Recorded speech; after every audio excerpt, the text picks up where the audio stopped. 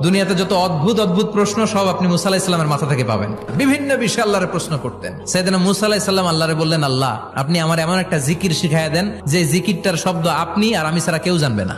দিনে রাতে সব সময় এই জিকির আমি করব, আপনারে ডাকবো, কিন্তু শর্ত হলো এই জিকিরটা জানবে শুধু আপনি আর জানবো শুধু আমি। আল্লাহ বললেন, মুসা পড়ো লা ইলাহা ইল্লাল্লাহ। মুসা আলাইহিস সালাম কয়, মাবুদ এটা তো জাতীয় জিকির, সবাই জানে। আমি তো চাইছি এক্সেলেন্ট একটা জিকির, কারো কাছে নাই, শুধু আমি জানবো আর আমি পড়বো।